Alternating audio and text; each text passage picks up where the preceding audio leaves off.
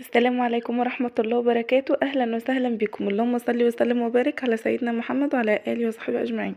النهاردة بقى هنعمل صينية فراخ بالبطاطس والبصل، جميلة قوي قوي قوي وهتعجبك كمان.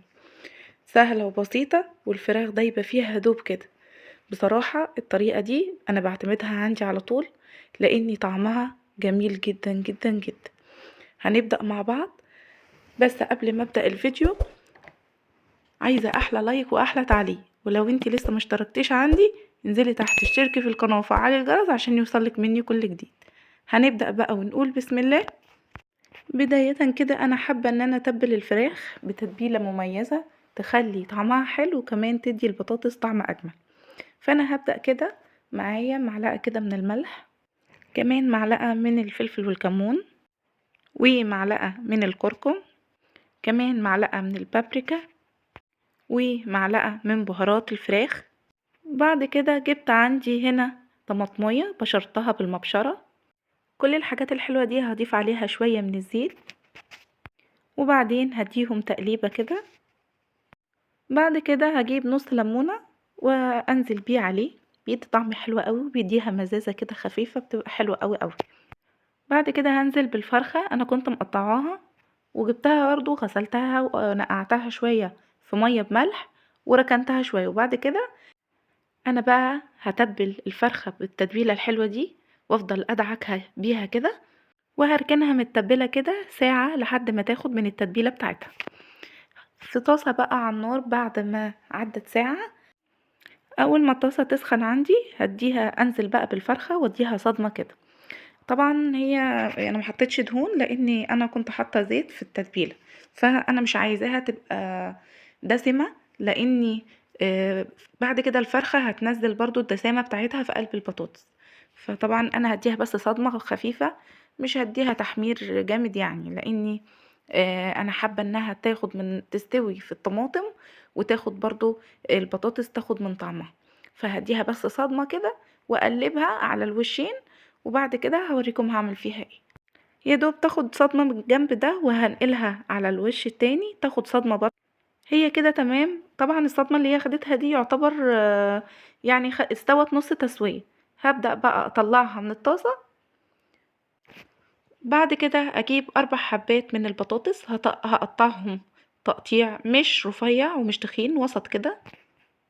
طبعا البطاطس من اجمل الحاجات اللي بتتعمل مع الفراخ، وكمان لما بتاخد من طعم التتبيلة كده والفراخ والطعم الطماطم والبصل والحاجات دي بتبقى جميلة قوي قوي. فانا بصراحة من عشاق البطاطس مع الفراخ. بعد كده اجيب بصلاية يكون حجمها متوسط واقطعها جوانح.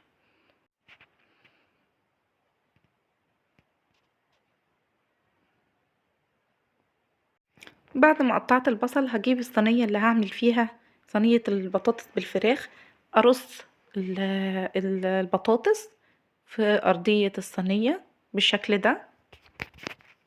بعد كده هنزل عليها بجوانح البصل،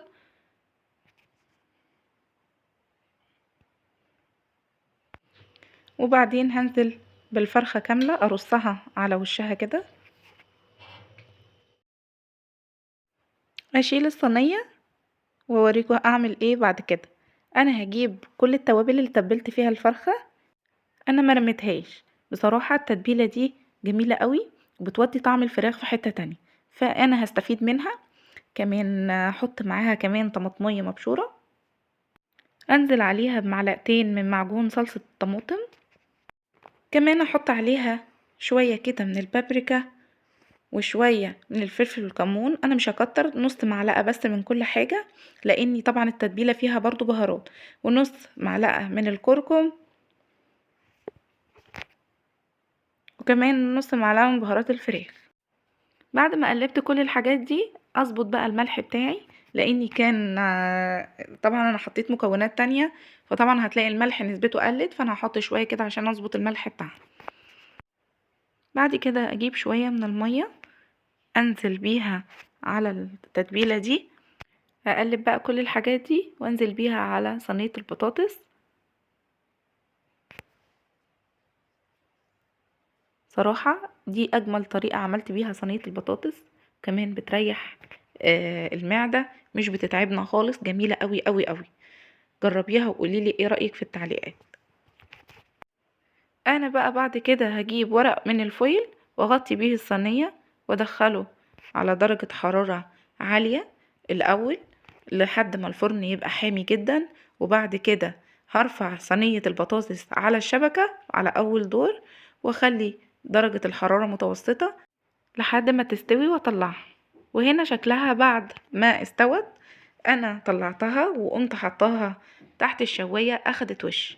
بصراحة انا ما شفتش جمال بعد كده. شايفين العظمة؟ كمان البطاطس دايبة دوب كده مستوية وجميلة قوي قوي قوي. كمان البصل مستوي والطماطم. شوفوا والله مخلية ريحة المطبخ مفيش بعد كده. جميلة جميلة جميلة. جربيها وقوليلي ايه رأيك. عايزة بقى النهاردة احلى تعليق واحلى لايك، ولو انتي لسه ما اشتركتيش عندي فضلا وليس امرا عايزاكي تنزلي تحت تشتركي في القناة وفعلي الجرس عشان يوصلك مني كل جديد. والسلام عليكم ورحمة الله وبركاته، ورمضان كريم.